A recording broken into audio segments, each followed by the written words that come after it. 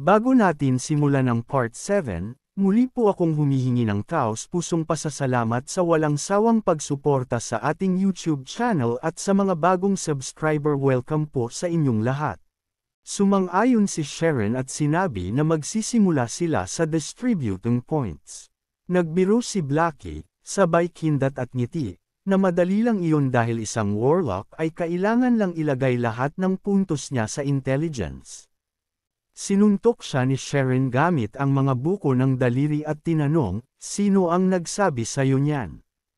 Hinawakan ni Blackie ang lugar kung saan siya tinamaan at nagtanong ng may pagtataka, "Hindi ba't mga damage dealer ang mga warlocks?"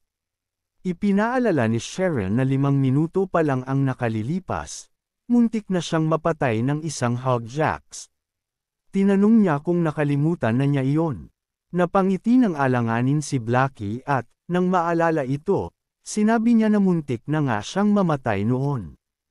Nagtiklop ng braso ang ating bida sa kanyang dibdib at sinabing kung hindi niya ito nailigtas, baka nasa respawn na siya ngayon. Anong silbi ng mataas na damage kung isa ka namang bangkay? Dagdag pa niya, kailangan niyang mag-invest ng ilang puntos sa agility. Hindi lang nito tataasan ang bilis ng galaw niya, tataasan din nito ang bilis ng spellcasting niya.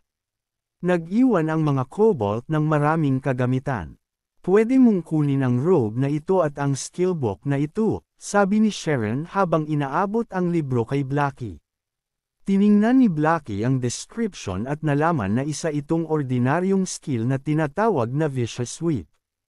Ang skill na ito ay nagpapatawag ng 5 tinak na nagbibigkis sa target sa isang napiling lugar. Kung susubukang makatakas ang target mula sa lugar ng epekto, mababali ang mga tinak, na nagdudulot ng 20 damage at karagdagang 30% ng damage ng spell. Ang casting time nito ay 3 segundo at ang cooldown ay 20 segundo. Masayang-masaya siya at nagningning ang mga mata habang sinasabi, "Hindi ba't ang astig nito? Parang control skill na Abyssal Link." Sumagot ang ating bida na magkaiba ng kaunti ang mga skill.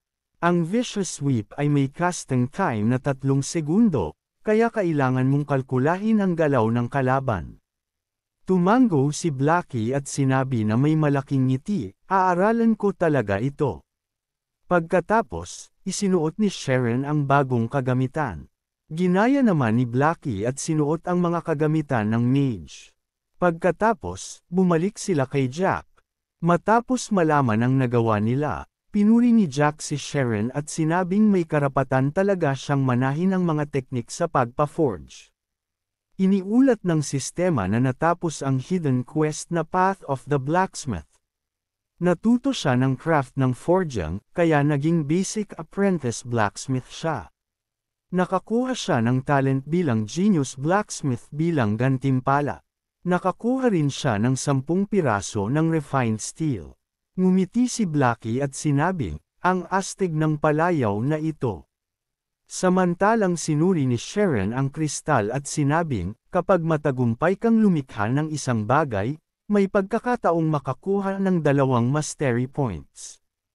Agad namang napangiwi ang kaibigan niya at sinabing, "Parang hindi naman ito gaanong kapaki-pakinabang."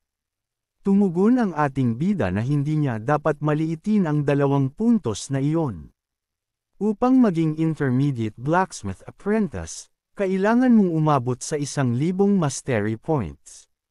Bukod pa rito, ang paggawa ng ordinaryong kagamitan ay nagbibigay lang ng 1 mastery point.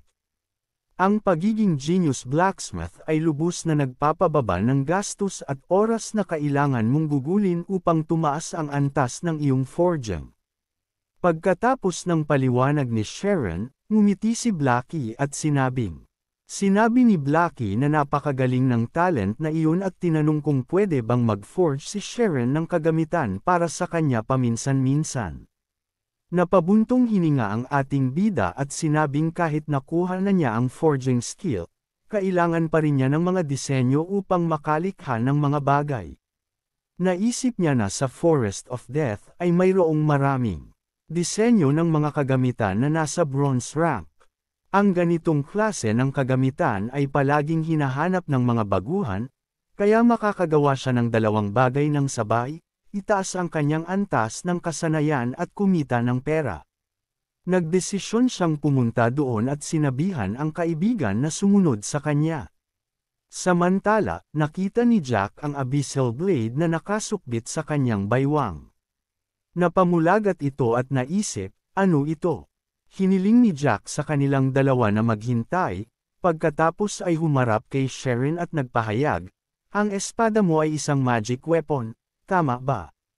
Napakalaking sumpa ang inilagay dito. Natatakot akong nakaugat na ito sa may-ari nito. Ito ang unang pagkakataon na nakakita ako ng ganito, kahit matagal na akong nagtatrabaho bilang panday. Naisip ng ating bida na baka ang pagsusuot ng isang magic weapon ay nag-trigger ng isa pang hidden quest. Tinitigan ni Jack ang kanyang espada na may kumikislap na mata at tinanong kung maaari niya itong suriin ng mas malapitan. Inabot ng ating bida ang espada, at matapos itong masusing tingnan ni Jack, sinabi niya, ito ang tanyag na espada na pinanday mismo ni Master Ulysses mula sa pangil ng Black Dragon King. Ito ay pumapangalawa sa 31st sa 36 na pinakamakapangyarihang espada sa buong God Sphere. Ang pangil ng Black Dragon King ang nagbigay ng hindi kapani-paniwalang lakas sa espadang ito, ngunit ito rin ang naglagay ng isang makapangyarihang sumpa dito.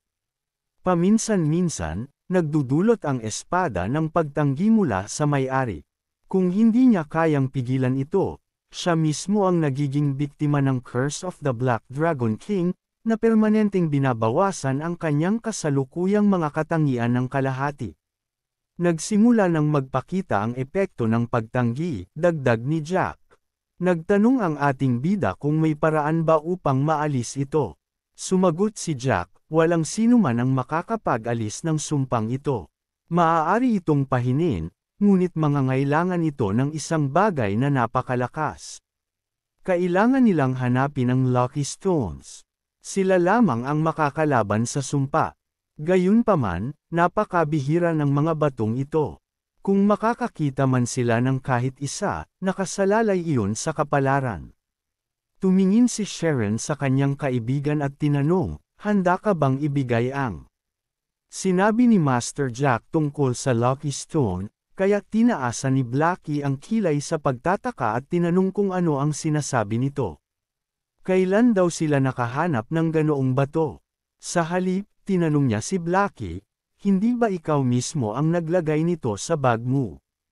Kinuha ni Blackie ang star crystal mula sa kanyang bag at sinabi, hindi ito mukhang Lucky Stone, at pagkatapos ay napaisip, isa bang tawag sa star crystals ang Lucky Stone? Nang makita ni Jack na mayroon na silang ganoong bihirang bato, nagulat ito. Tumalikod siya kay Xiong at may mapanuksong ngiti habang sinasabing, talagang hindi ka pangkaraniwang tao. Bahagya lamang ngumiti ang ating bida bilang tugon at naisip na sa nakaraang buhay niya, matapos maging kilala ang God Sphere, ang mga bihira ngunit walang saysay na mga batong ito ay biglaang tinawag na Lucky Stones. Agad na tumaas ang demand para sa mga ito at naging pangunahing pera sa laro. Sinabi niya kay Jack na baka kailangan nilang abalahin ito, ngunit tumugon si Jack habang binubuksan ang system window, walang problema doon, isang karangalan para sa akin na magtrabaho gamit ang mga mahiwagang sandata gamit ang sariling mga kamay. Kinuha ni Jack ang Lucky Stone at ang espada, inilagay ang mga ito sa ibabaw ng brazier, at sinimulan ang pag-forge muli ng espada. Matapos ang ilang sandali, iniulat ng sistema na tapos na ang forging. Kinuha ng ating bida ang bagong espada, habang si Jack ay nagpunas ng pawi sa kanyang mukha at ngumiti, tapos na ang trabaho. Ang sumpa ng Blade of the Abyss ay napigilan. Matapos ilagay sa kaluban ang kanyang espada, nagpasalamat ang ating bida kay Jack at nagpatuloy sila. Habang naglalakad, tinitigan ni Blackie ang panday na yumuko bilang pamamaalam sa kanila. Bigla, nakatanggap ang ating bida ng mensahe mula sa lalaking nakilala niya sa town hall. Noong nakaraan, sinabi nito sa kanya ang tungkol sa isang lugar para manghuli ng mga halimaw. Binuksan niya ang chat at nakita ang mensahe, narating na nila ng tatlong kaibigan niya ang level 2. Gusto mo bang sumama sa kanila sa Forest of Death? Sumagot si Sharon na mayroon siyang warlock kasama at pwede silang bumuo ng isang grupo ng 6. Nabanggit niya na ang isang beta tester na kilala niya ay maraming sinabi tungkol sa lugar na iyon. Napahanga ang lalaki at sinabing hindi siya makapaniwalang may kilala siyang beta tester, at handa silang sumunod sa kanya. Sinabi ng ating bida na mayroon siyang isang kondisyon. Gusto niyang magkaroon ng prioridad sa pagpili ng mga gamit para sa swordsman at warlock. Bahagyang nag-alinlangan ang lalaki ngunit sa huli ay pumayag, at sinabing hihintayin sila sa entrada. Matapos isara ang system window, humarap si Sharon sa kanyang kaibigan at sinabing may nag-imbita sa kanila na pumasok sa dungeon, kaya kailangan nilang magmadaling pumunta sa Forest of Death. Nagtanong si Blackie nang may pag-aalinlangan, talaga bang kailangan nilang makipag-team sa iba? Hindi ba nilang kayang tapusin ito ng sila lang dalawa? Ang Forest of Death ay isang team dungeon, at kailangan nilang mag-recruit ng sapat na bilang ng mga kasali upang makapasok at tumaas ang kanilang pagkakataon ng tagumpay. Pagdating nila sa entrada ng Forest of Death, nakita nila ang maraming mga manlalaro na nagre-recruit ng team. Ang manlalaro na may nickname na Lonely Snow, na nag-anyaya kay Sharon na sumali sa team, ay nakapansin sa kanya sa gitna ng mga tao at ngumiti, masaya na dumating sila. Sinabi niya na ang hunting spot na tinutukoy niya ay talagang kamangha-mangha, at madali niyang naitaas ang kanyang level sa 2. Isa sa mga kaibigan ni Lonely Snow, si Overreacher, ay tinanong, ito ba ang eksperto na sinasabi mo?